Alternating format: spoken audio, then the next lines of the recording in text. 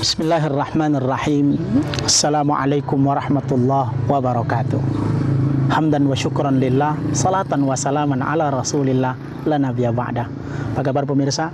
Saya yakin sehat walau dalam keadaan puasa, walau kita merasakan nikmatnya puasa. Mudah-mudahan kenikmatan itu bisa ditambah lagi dengan rezeki yang lebih luas dari Allah Subhanahu wa taala. Karena salah satu eksistensi dan substansi dari puasa selain melahirkan orang bertakwa, juga melahirkan orang bersyukur. Bersyukur kita terhadap nikmat Allah, insya Allah tambahan nikmat akan datang. Bersyukur kita terhadap nikmat Allah, insya Allah ridho Allah akan terus tercurahkan kepada kita semua. Pemirsa yang dirahmati Allah Subhanahu wa taala, hadapi semua dengan senyuman, hadapi semua dengan kebahagiaan, hadapi semua dengan ketenangan. Karena bila kita menghadapi puasa dengan kegundahan, kegalauan, na'udzubillah, yang kita dapatkan bukan berkah dan rahmat, tapi mungkin kita dapatkan kekosongan pahala yang tidak akan ada nilainya. Dari itu pemirsa yang dirahmati Allah Subhanahu wa taala, Rasulullah mengingatkan kita untuk menjadikan puasa kita betul-betul produktif. Bagaimana membuat puasa kita produktif? Setidaknya kita harus betul-betul melakukan aktivitas yang diperintahkan Allah Subhanahu wa taala. Karena di bulan Ramadan ini yudha'af kullul amal, semua perbuatan kita dilipat gandakan oleh Allah Subhanahu wa taala. Maka Rasul mewanti-wanti dan mengingatkan kita, kam min sa'imin laisa lahu min siyamihi illal ju'i wal atas. Banyak umatku yang berpuasa tapi na'udzubillah yang dia dapatkan hanya lapar dan dahaga. Rugi kan pemirsa? Capek-capek kita bangun sahur sampai kepada buka puasa, yang dapat cuma lapar dan dahaga. Kenapa? Sholat tidak, iya, fitnah iya, bohong iya, maksiat iya. Na'udzubillah. Ini maknanya tidak menjadikan puasa betul-betul sebagai junaiha, sebagai perisai, junaha bagi dia. Kalau dia jadikan sebagai perisai, insya Allah dia akan terjauhkan dari segala sesuatu. Dia jadikan puasa sebagai protek dalam kehidupannya, dia akan mendapatkan kesempurnaan dalam puasanya itu. Maka Rasul sallallahu alaihi wasallam menyuruh kita berpuasa itu minimal dengan dua konteks keadaan.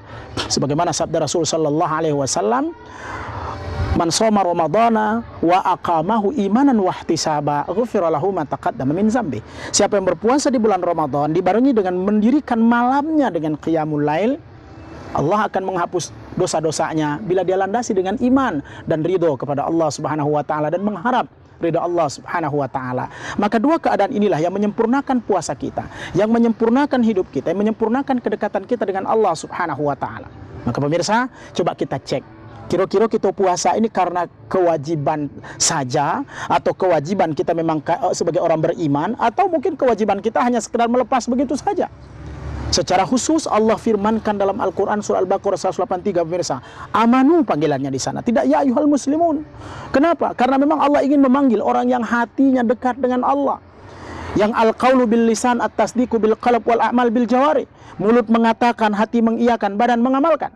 Karena berapa banyak kita menyatakan dirinya beriman kepada Allah Subhanahu wa taala, ditanya udah ngaji atau belum? Aduh Ustaz nggak sempat ngaji.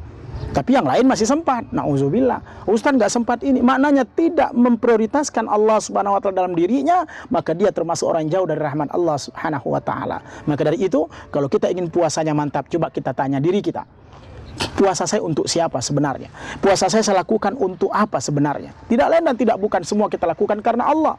Makanya kan dalam hadis qudsi pemirsa yang dirahmati Allah Subhanahu wa taala, Rasulullah sallallahu alaihi wasallam bersabda, ya, masalah puasa ini, as-saumu li wa ana ajzibi, firman Allah, bahwa puasa itu adalah milikku, yang memberikan pahala adalah aku.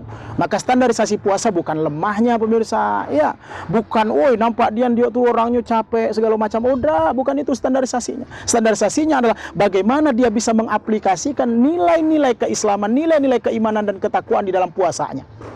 Makanya kan Allah, sebagaimana sabda Rasulullah sallallahu alaihi wasallam, innallaha la yanzuru ila ajsamikum wala ila suwarikum walakin yanzuru ila qulubikum.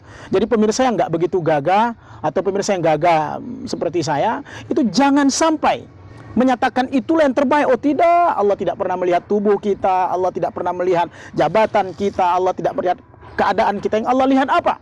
Yaitu ketakwaan kita, yaitu amal kita, yaitu perbuatan kita. Maka bulan puasa ini i'malu sabda firman Allah SWT, qul i'malu fasayarallahu amalakum wa rasuluh. Berbuatlah, bekerjalah, berusahalah, beramallah dengan maksimal positif, sehingga insya Allah Allah akan berikan kebaikan kepada kita. Allah dan Rasulnya akan menilai untuk kita semua. Pemirsa yang dirahmati Allah SWT, yang kedua, Kalau kita ingin puasanya mantap adalah ihtisabah. Ihtisabah kalau kita lihat dari bahasa muhasabah, yaitu bagaimana kita bisa menanamkan introspeksi diri dalam diri kita. Kita cek. Jangan puasa kita lalu macam itu saja. Makanya kita cek, misalnya kita sedang berjalan melihat kemaksiatan, astagfirullahaladzim, saya berpuasa karena Allah. Ya, atau mungkin ada orang yang menyuruh kita untuk melakukan sesuatu yang dilarang oleh Allah. Katakan, ana saim, aku berpuasa. Insya Allah akan membuat diri kita senantiasa bermuhasabah, mengintrospeksi diri, sehingga puasa kita betul-betul karena Allah, sehingga puasa kita betul-betul untuk mengharapkan ridho Allah, dan nanti kita terlahir akan menjadi orang yang bertakwa. Dari itu pemirsa yang dirahmati Allah Subhanahu wa Ta'ala, dua komponen ini, walau sebenarnya hanya dua, tapi yuk kita betul-betul tanamkan dengan mulia dan sempurna. Tanya sering saya bilang, supaya lebih mantap lagi puasa kita, lebih bagus puasa kita, naik motor aja kita harus pegang SIM, surat izin mengendara. Kita puasa pun juga harus pegang SIM. Apa maksudnya SIM itu? Adalah sabar, ikhlas, dan juga menyerahkan diri kepada Allah Subhanahu wa Ta'ala. Kita serahkan semuanya kepada Allah. Kita sabar dalam menjalani puasa apapun keadaan. Sabar tidak hanya sabar ketika ada musibah, tapi sabar dalam ibadah, tapi sabar dalam kemaksiatan. Ada orang mengajak kita melakukan keburukan walau untungnya besar, kita katakan tidak karena kita punya kesabaran.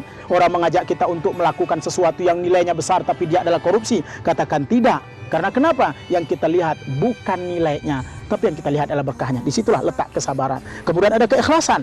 Kita tanamkan dalam jiwa kita keikhlasan itu. Kita tumbuhkan dalam jiwa kita keikhlasan itu. Karena ikhlas inilah yang setan tidak sanggup untuk menggodanya, pemirsa. Allah berfirman di dalam Al-Quran, la'ghwiyannahum ajma'in, aku akan goda semua manusia, tidak kenal siapapun dia, tapi yang tidak aku goda, aku angkat tangan dan aku angkat bendera putih, kata setan, illa ibadaka minhumul mukhlasin, kecuali hamba-hambamu yang ikhlas beribadah kepada Allah Subhanahu wa Ta'ala. Dan selanjutnya yuk kita tawakal, menyerahkan semuanya kepada Allah. Mudah-mudahan tiga komponen ini, SIM ini, surat izin mengendara, maksudnya memasuki Ramadan, surat izin kita berada pada bulan Ramadan, betul-betul kita pegang dengan kesabaran, keikhlasan, dan menyerahkan diri kepada Allah.